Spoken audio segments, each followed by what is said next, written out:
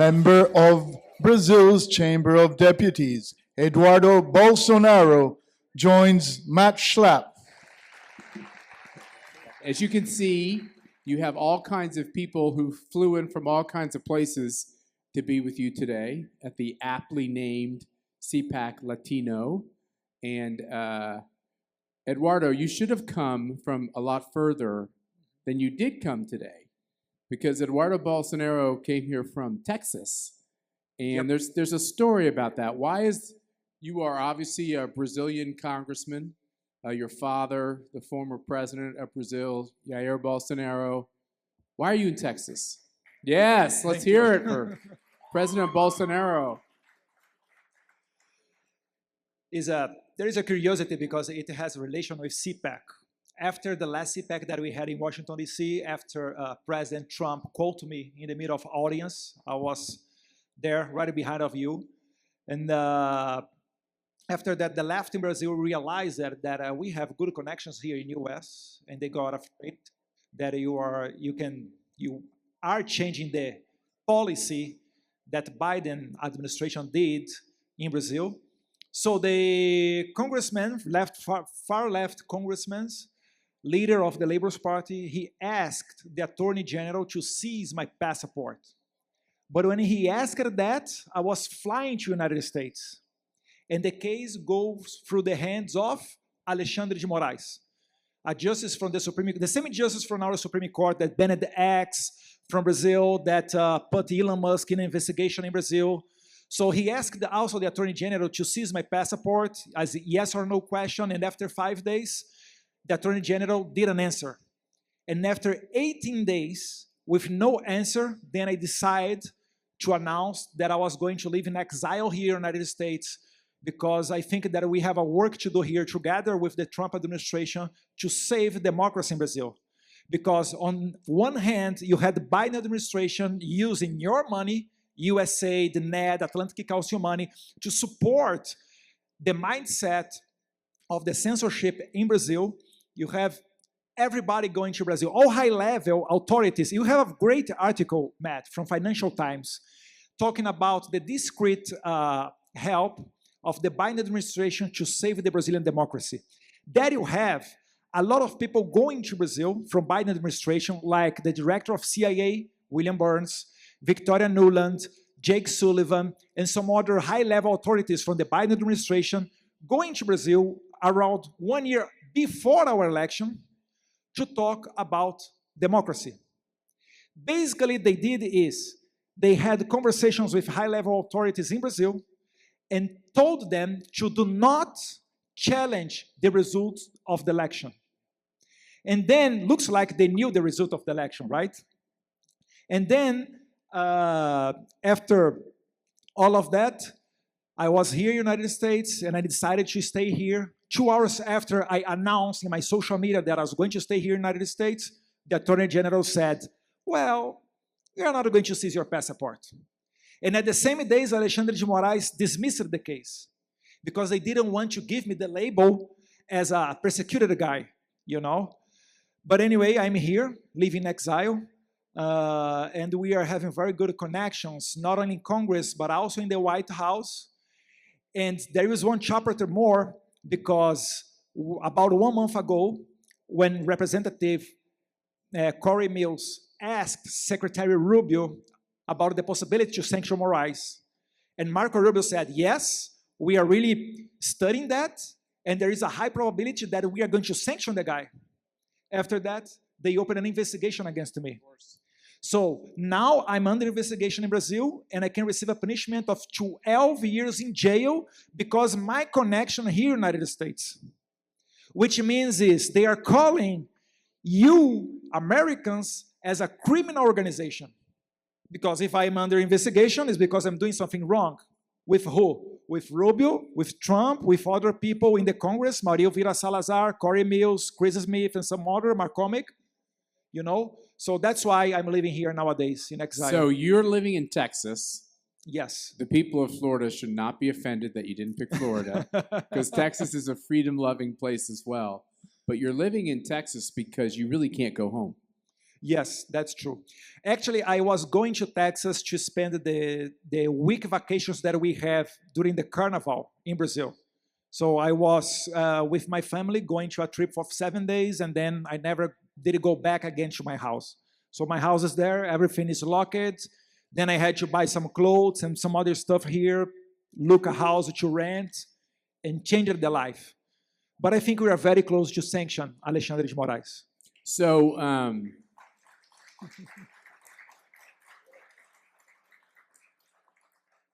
I can tell how they're clapping. That we might have some Brazilians here. I'm not sure, but I think we might have some Brazilians. Actually, we have a lot of congressmen from Brazil here, a lot of people that is always supporting us. And it's a great honor, but it's also, on the other hand, it's sad. It's terrible. Yes, because they're going to be the same problem that I'm having now. There are 25 people in the Congress that are under investigation in the Supreme Court because of speaking. These 25 congressmen are likely senators on the next year election, except if Alexandre de Moraes turned them non-eligible. So, you know, the establishment, they always try to overturn the will of the people, and they learned a lot with US. They are clearly saying that they are not going to allow happen in Brazil what happened in the United States, which it is let the leader of the polls run in a presidential election. Because nowadays, my father, Jair Bolsonaro, he's leading all the polls by far. That's why the only way that you have to keep the left in charge in Brazil is taking him out through the lawfare that you know very well here with Trump, you saw. So that's why they are doing all of that. There's no other reason, because we are not corrupt, we are not involved in bribery, any other kind of crime. We are regular persons, only fighting to have, you know, the opportunity to represent the people in a high level in the Congress and in the... So you all have read about this along the way, but there are so many similarities to the destructive behavior of the left in America and in countries like Brazil. Assassination attempts. Your father survived a terrible assassination attempt with vigor, but you know it has long-term consequences on his 7 big surgeries. After 7 that. surgeries. Yeah, I mean it's he's a strong guy, but it has an impact. And obviously, we know about the assassination attempts on President Trump. There's been attempts to prevent your father from running for the presidency again, because they say he's an election denier, or they say that he's saying things he shouldn't say. We know that there were 2 states in the United States of America that tried to keep President Trump off the ballot, not even allow his name as the nominee of the Republican Party to be on the ballot. We know that President Trump has a famous mugshot. In Georgia. Yeah, that's right, in Georgia. Because they tried to convict him in every possible way. They tried to use the legal process, not the legal process, the process of the courts to shut him up, to make him bankrupt, to keep him from running. And what you're really saying in Brazil is you're doing very similar tactics. It's the same playbook, absolutely. Even the arguments about the mugshot in Georgia, they say, oh, Trump is anti-democratic. Why? Because he's criticizing the electoral process, which is, I guess, is something good for a democracy, you know? There is only one way to improve the system, is criticizing and then fixing the troubles that you have. In Brazil, same thing with my father. Oh, you are anti-democratic. Why? Because he criticized the machines that we use to vote. So the electoral court decided that my father cannot run until 2030. And that's also a way to try to take him out of the ballot of the election next year. So it's the same playbook. And Brazil is a lab for all of these ideas that usually born here in the United States. They send it there and do a lab. For example, 2 days ago, our Supreme Court decided a new model of censorship where the big techs, the social media platform, they will be responsible for what the users are talking. And they list some points, some topics that basically you cannot talk about. For example, if there is a transsexual man and you call she like him, that's it. the social media, Meta, Google, YouTube, whatever, they are going to delete your post. Other way, they are going to be fined. Can you imagine that? How the social media platform is going to control everything that is posted on social media.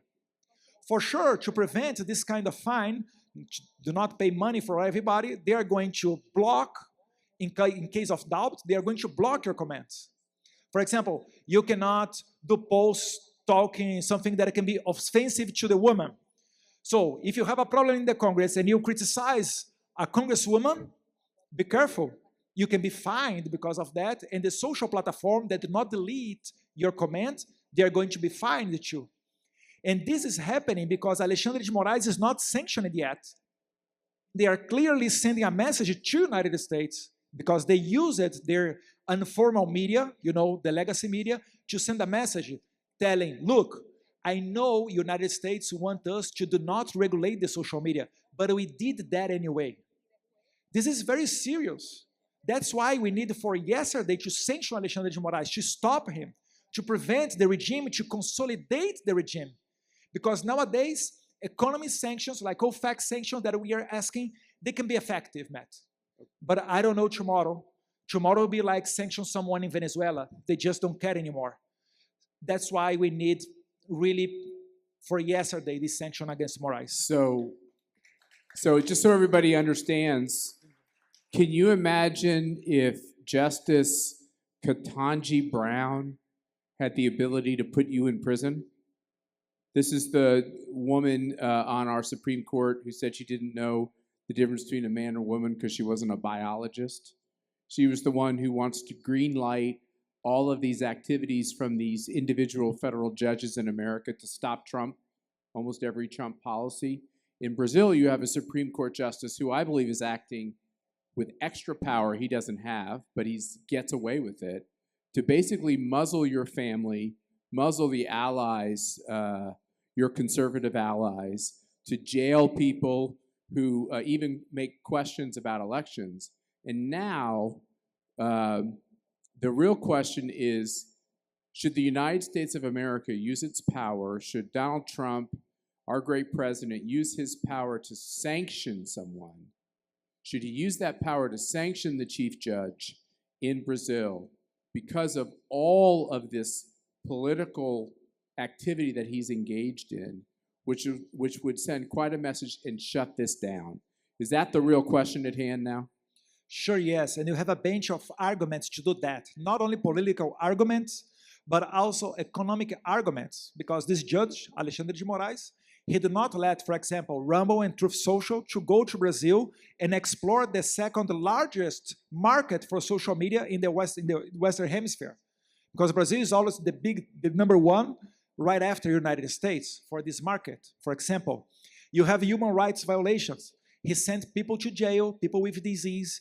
Even the Attorney General said, release this guy, he's going to be dead in jail. He did not even look for the arguments, and the guy dead. His name is Clezão. Clezão is dead. And come on, what kind of democracy are we living? And you have a bunch of other things. For example, did you know that Alexandre de Moraes, he was issuing an arrest warrant against an American citizen because posting from here, from US soil? So you need to defend the United States, you need to defend the Americas and prevent this foreign judge, this crazy one, trying to arrest people because of posting.